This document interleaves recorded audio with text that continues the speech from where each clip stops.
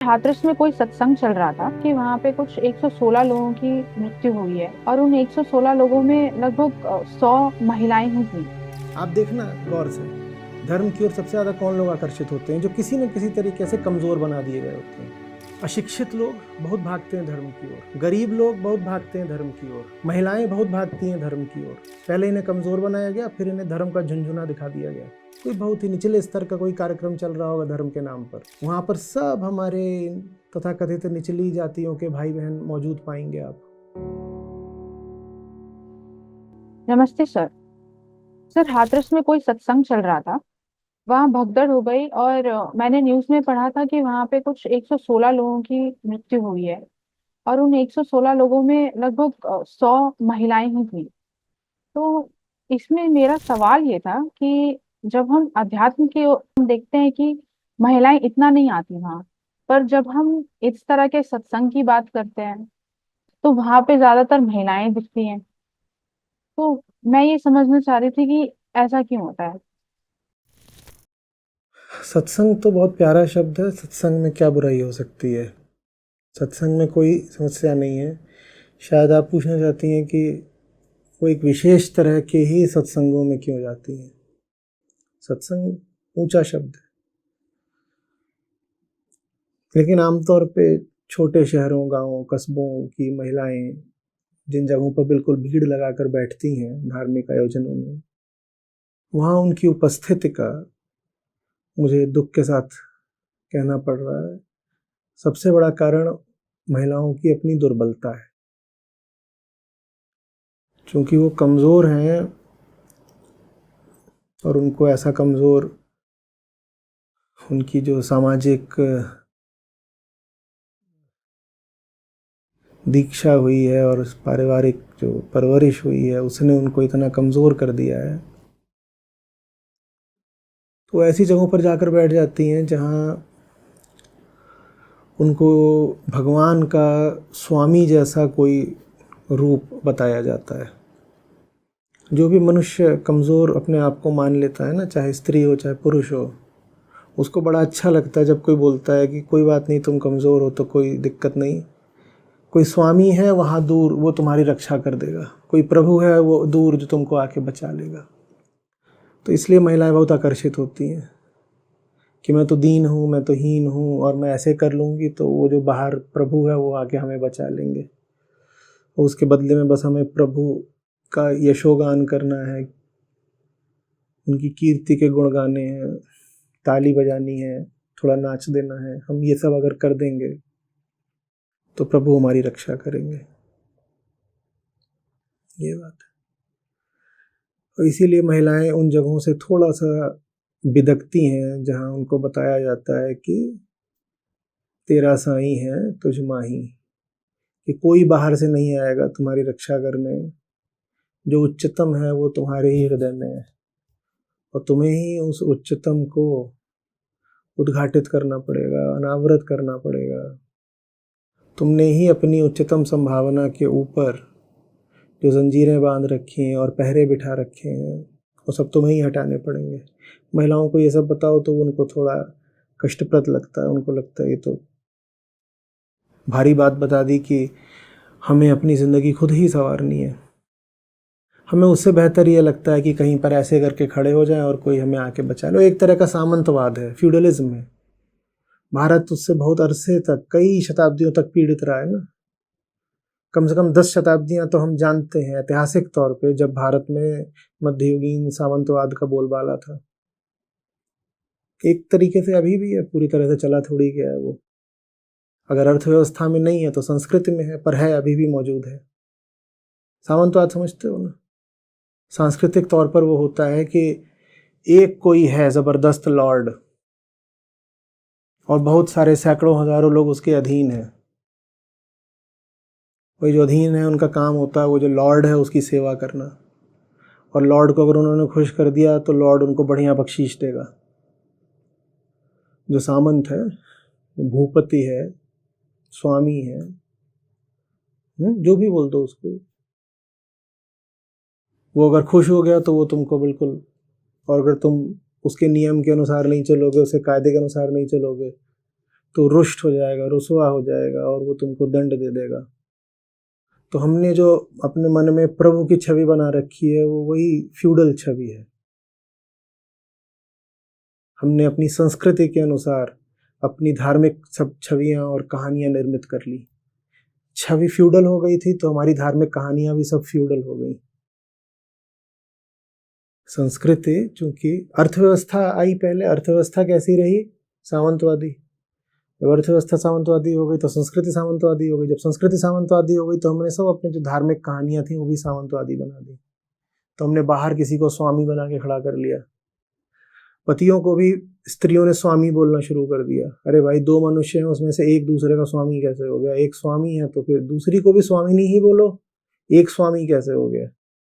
पत्नियों ने पति का चरण स्पर्श करना शुरू कर दिया। ये कितनी अजीब बात है। दो मनुष्य हैं लगभग एक ही आयु के और एक दूसरे का पाँव छू रहा है। ऐसे कैसे पाँव छू? उसमें क्या ऐसी श्रेष्ठता है कि उसके पाँव छू रहे हो?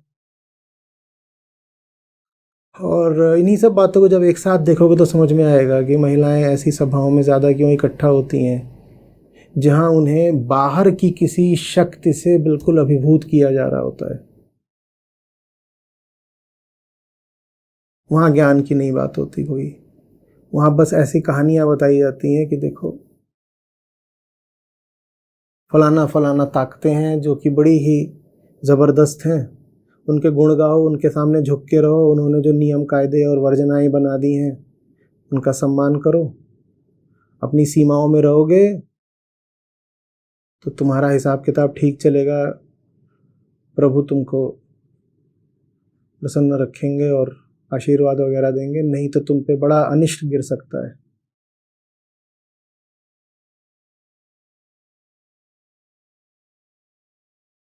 इसीलिए जिन वर्गों से मुझे बड़ा विरोध आता है उन वर्गों में एक वर्ग महिलाओं का भी है। सब महिलाएं नहीं, अपनी गीता सभा में भी हजारों हजारों महिलाएं, लगभग आधी महिलाएं, मैं उनका बड़ा आदर करता हूँ।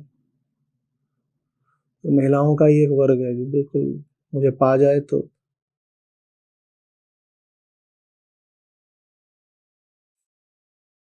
मैं उनका भी आदर करता हूँ।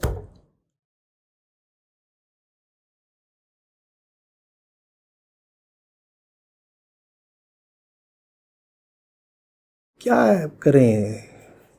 इंसान को सबसे ज्यादा लगाव अपनी जंजीरों से हो जाता है। क्या करें? खासकर अगर उस इंसान का लिंग स्त्रीलिंग हो तो, और देश अगर भारत हो तो उसको इतनी आसक्ति हो जाती है, वो इतनी आदत लग जाती है उसे अपनी बेड़ियों की कि उसको आजाद कराने की सोचो बोलो तो काटने को दौड़ती है।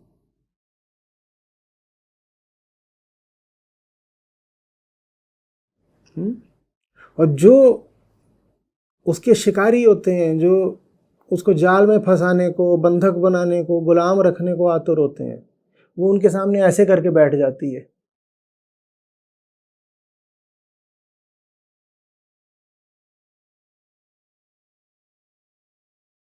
कितना अच्छा तरीका है ना, कितना सरल। किसी को पहले खूब अच्छे तरीके से जता दो कि तू तो कमजोर है, उसके मन में ये घुसेड़ घुसेड़ के बैठा दो कि तू कमजोर है, कमजोर है, तेरा कुछ नहीं हो सकता। वो इतनी से पैदा हो तब से उसको उल्टी पट्टी पढ़ा दो, उसको भीतर से बिल्कुल अशक्त बना दो और फिर उसको बोलो कि नहीं, तुझे बचाने कोई आ सकता है, तू चिंता मत कर लड़की, तुझे बचाने कौन आ सकता है? आसमान से कोई दैवीय शक्ति। धार्मिक तल पर तुझे कौन बचाएगा? आसमान से कोई दैवीय शक्ति। पारिवारिक तल पर तुझे कौन बचाएगा? तेरा पति।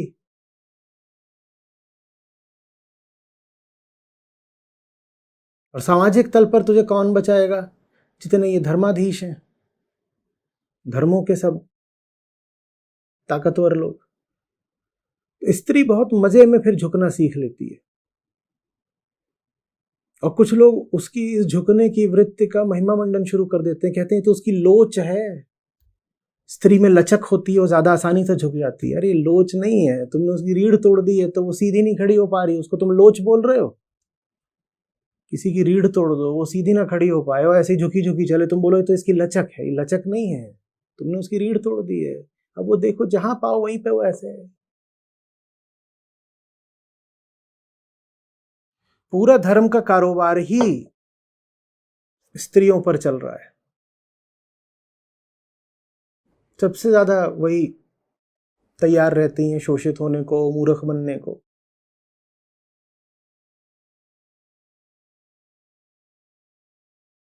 आप देखना गौर से, धर्म की ओर सबसे ज्यादा कौन लोग आकर्षित होते हैं? जो किसी न किसी तरीके से कमजोर बना दिए गए होते हैं।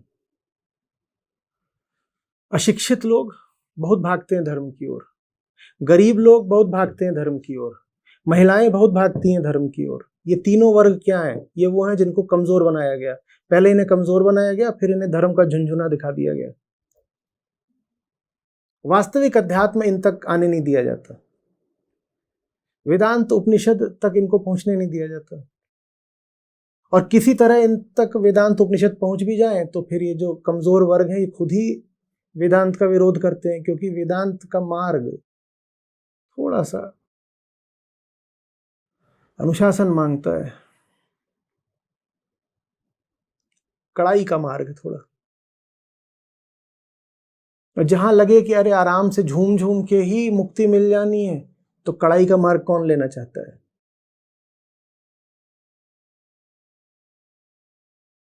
इतना समझाया ज्ञानियों ने, हंस हंस कंत न पाई है, जिन पाई है तिन रोए। हंसे खेले हरि मिले तो कौन दुहागन होए। भैया हंसते खेलते हरि नहीं मिल जाने हैं, थोड़ा अपने ऊपर अनुशासन रखना होगा, थोड़ी अपने ऊपर नजर रखनी होगी। पर ज्ञानियों की बातें भी महिलाओं तक कहाँ पहुंचने दी जाती हैं? उनको तो बस वही धार्मिक झुंझुने थमा दिए जाते हैं, उसी में खुश हैं। रीति रिवाज दे दो, तीज त्योहार दे दो, वो उसी में अपना उनका मस्त। अंधविश्वास। और जब मैं कमजोरों की बात कर रहा हूं, मैंने कहा अशिक्षित, मैंने कहा गरीब, मैंने कहा महिलाएं, तो खेद के साथ उसमें एक वर्ग और जोड़ लीजिए, तथा कथित निचली जातियों का। ये वो हैं धर्म ने जिनका बड़ा शोषण करा है। लेकिन आप जब भी कभी कोई धार्मिक भीड़ देखेंगे, उसमें ये बेचारे बहुत मौजूद रहते हैं। खासकर कहीं पे धर्म के नाम पे अंधविश्वास वगैरह कुछ चल रहा होगा, कोई बहुत ही निचले स्तर का कोई कार्यक्रम चल रहा होगा धर्म के नाम पर, वहां पर सब हमारे तथाकथित निचली जातियों के भाई बहन मौजूद पाएंगे आप। क्योंकि उनके मन में भी ये भाव डाल दिएगा कि तुम कमजोर हो। जो कमजोर होगा वो गलत किस्म के धर्म की ओर ज्यादा आकर्षित होता है।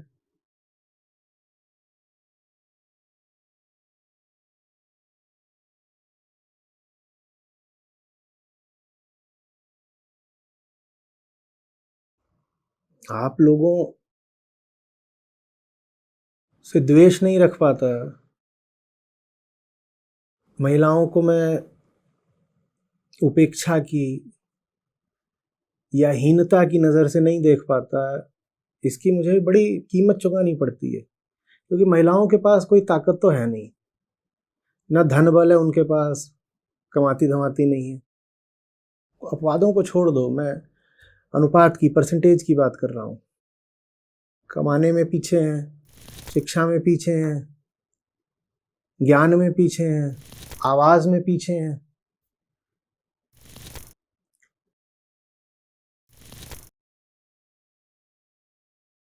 सार्वजनिक तौर पर अपनी आवाज बुलंद करके बोल भी नहीं पाती, हर तरीके से पीछे हैं। और मैं उनके साथ खड़ा हो जाता हूँ जो सबसे पीछे हैं।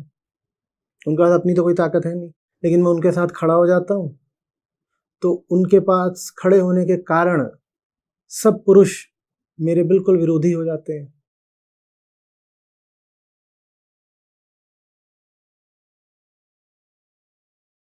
जिस घर की महिला ने मुझे सुनना शुरू कर दिया, उस घर के पुरुषों को एकदम घोर समस्या हो जाती है।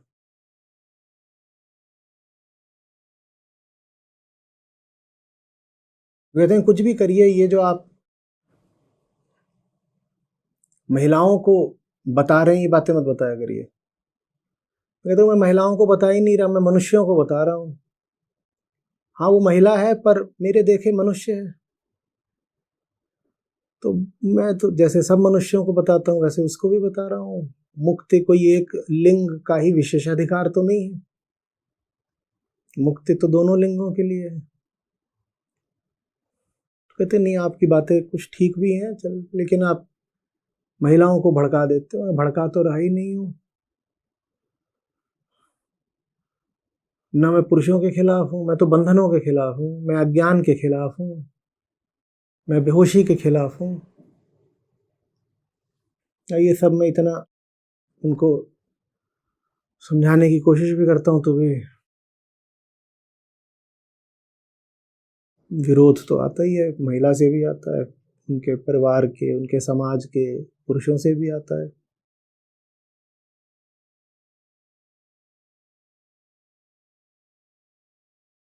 मैं बिल्कुल एकदम एनलाइटेंड की तरह कहूँ आपसे कि मुझे बिल्कुल अंतर नहीं पड़ता कोई मेरा विरोध करे तो मैं झूठ बोल रहा हूँ। लेकिन जब पुरुष मेरा विरोध करते हैं तो मुझे थोड़ा अंतर पड़ता है। और जिन महिलाओं को बचाने के लिए मैं कुछ काम कर रहा हूँ, जब वही मेरा विरोध करती हैं तो थोड़ा सा ज़्यादा अंतर पड़ता है। हाँ पुरुष हो या महिला, इतना अंतर मुझे किसी से नहीं पड़ता कि मैं अपना काम रोक दूंगा। लेकिन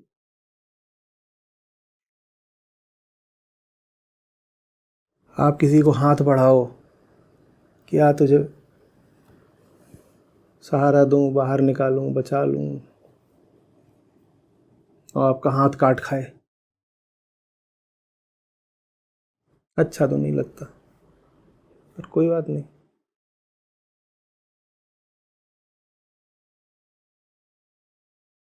मैं इसको ऐसे कहा करता हूँ कि शायद इतनी शताब्दियों से पुरुषों ने महिलाओं के साथ जो करा है, तो उसका थोड़ा दंड तो मुझे ही भुगतना पड़ेगा ना, क्योंकि देह से तो मैं भी पुरुष हूँ। तो मैं उसको अपने प्रायश्चित की तरह ले लेता हूँ।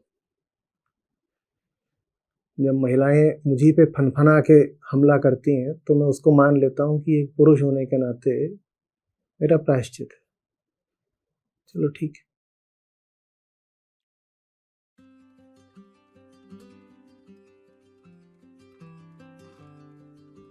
नमस्ते, मेरा नाम चिन्मय है। मैं उड़ीसा से हूँ, लेकिन अभी मैं कोलकाता में रह रही हूँ। तो मैं स्टूडेंट हूँ। आचार्य जी से मैं कुछ ही दिनों 4-5 दिनों से जुड़ी हूँ। यूट्यूब में मैंने आचार्य जी के बहुत सारे वीडियोस देखे। उनके थ्रू मुझे पता चला कि एक्चुअली मेरे माइंड में बहुत सारे थॉट्स थे, बहुत सारी चीज़ों को लेके मैं कंफ्यूज भी रहती थी, जिसका क्लैरिटी मुझे नहीं था। लेकिन जब मैं आचार्य जी का सुनने लगी तो मुझे धीरे धीरे उस चीज़ का क्लैरिटी आया। तो फिर मुझे पता चला इस ये के बारे में, तो मैं उसमें ज्वाइन हुई हूँ। कल ही मैं ज्वाइन की हूँ। तो जो आज का सेशन था, मेरी सीख यही है, जो दुनिया में हम प्यार या प्रेम जो भी कहते हैं, उसका वास्तविक अर्थ है कि वो फ्रीडम है। क्योंकि अगर आप स्वतंत्र नहीं हो तो फिर आपको प्यार करने का, एक तरफ से हम बोल सकते हैं कि आप प्यार के काबिल नहीं हो, क्योंकि प्यार के काबिल बनना पड़ता है। और दूसरी चीज जो मैं सीखी हूँ, जो हमें लगता था कि जो साइंस है वो स्पिरिचुअलिटी से कुछ अलग है, लेकिन जैसे कि साइंस जो है वो स्पिरिचुअलिटी का एक सबसेट ही है। और मेरी समझ से मुझे ये लगता है कि जो साइंस है वो दरअसल एक माध्यम होता है, जिसके थ्रू हम स्पिरिचुअलिटी को अच्छे से समझ सकते हैं। जो ऐसे ही बोल देते हैं कि हाँ ये आध्यात्म है, ये वो है, लेकिन जो साइंस वो माध्यम है जो हमें ये बता पाता है कि स्पिरिचुअलिटी है क्या, जो आध्यात्म बोलते हैं वो है क्या। तो साइंस के माध्यम से ही अगर हम स्पिरिचुअलिटी की तरफ बढ़ेंगे तो जो सच में जो स्पिरिचुअलिटी है, जो एक्चुअल में है, उसको हम जान पाएंगे। मेरे ख्याल से यही है आज की मेरी यही सीख है। नमस्कार।